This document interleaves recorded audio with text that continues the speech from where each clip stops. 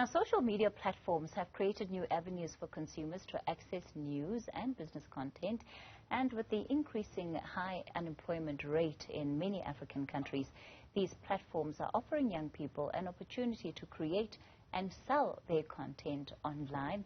For more on this, we're joined by African Diaspora News Network founder, Philip Scott. Philip, good evening to you. Thanks for your time. Thank you, Kathy, for welcoming me. Look, it looks easy, right, when people have either millions of followers on social media, or like you do, we've started up a platform on YouTube that has over 1 million followers. But how much work does it really take to build a following and to build that credibility, especially for an online news platform like what you run? Well, what inspired me to get started was we needed a platform to speak to our issues and problems in America, because most of the media is dominated by white-owned companies, which don't really promote our interests. So when I started, I wanted to just get my voice out and get it heard. And, you know, some people today just want to be famous, and that may be good for some people, but if you want to build credibility, especially with black American people, you got to make sure you tell the truth, put receipts, as we say in America, show the receipts, and just be dedicated to it, because there's going to be some highs and lows, but if you keep pressing on, you keep being dedicated, you can really get somewhere.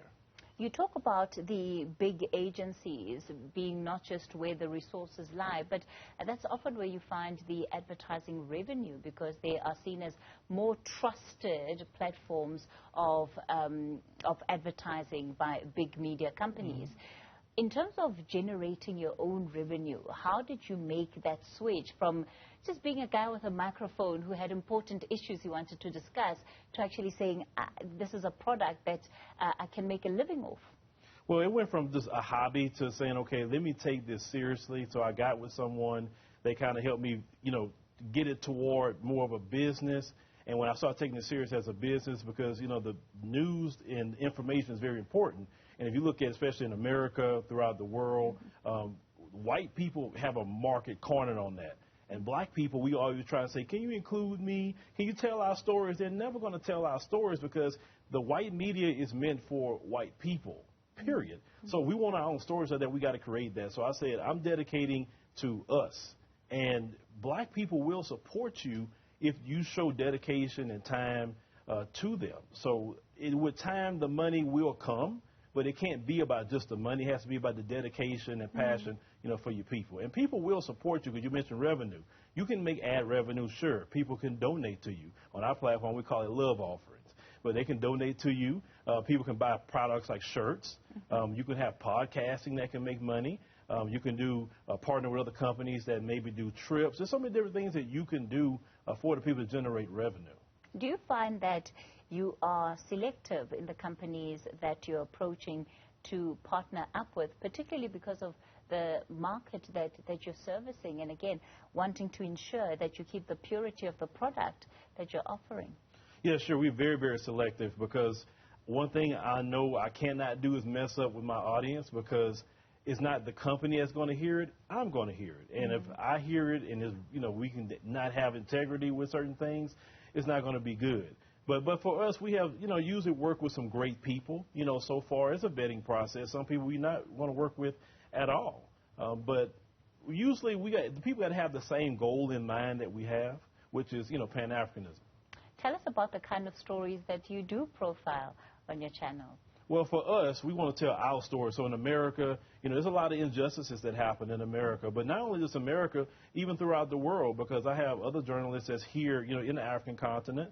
I have one, you know, young lady named One Girl. She's a, you know, Ethiopian young lady. I have I have an editor at least in Kenya. We have other contributors we've had in, you know, Cameroon, many different places. And we want the whole story told. And people say, hey, I didn't even hear this in my own country. There's certain stories I even cover out of South Africa sometimes. They say, wow, I didn't know that was going on here. And then they start tuning in. So I understand that even a great network like Newzroom Afrika, you can't cover everything. So there's room for everybody, you know, out here. And that's just kind of like what we're dedicating ourselves to.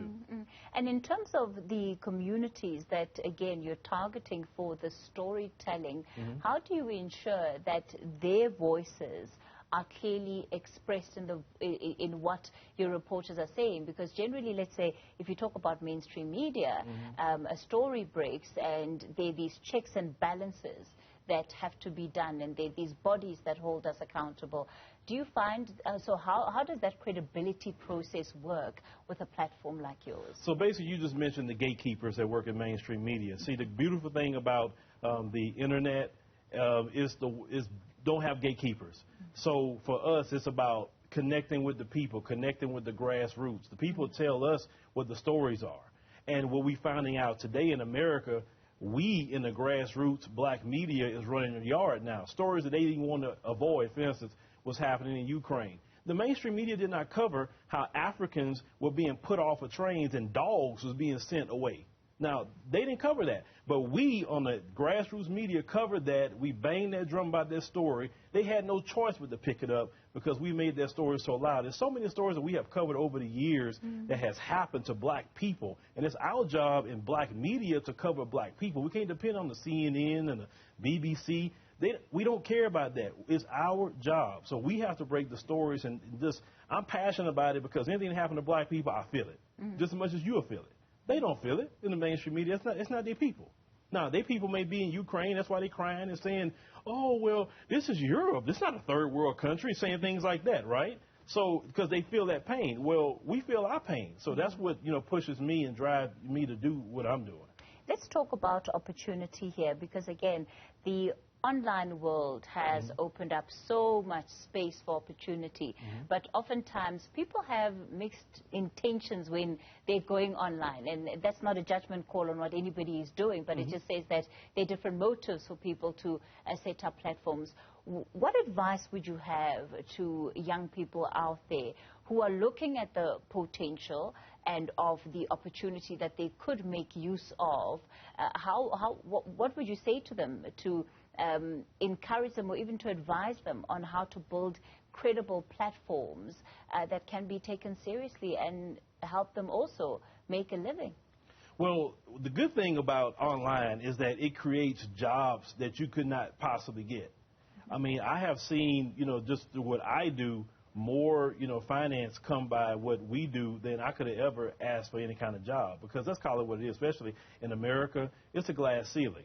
They're going to make sure even uneducated white folks are ahead of you. Even though you may be the most educated black person in the world, the system is built for that. So when you go online and you're willing to work hard at it, find your niche, whatever that may be, like mine is, news and information. Somebody may be cooking. Somebody could be fitness. It could be whatever. If you're dedicated to what you're doing and understand it's going to be some work you got to put in and have some principles and morals about yourself. Don't just try to do everything gimmicky. And it will take time, and you can, get money with that. You can buy some courses. You can get some consultations to help you along the way. But the money is there, even for people right here in this country. The money is online. If you can't find a job, start researching how to make money online. All right. Let's see what they for tonight. Founder of the Africa Diaspora News Network, Philip Scott.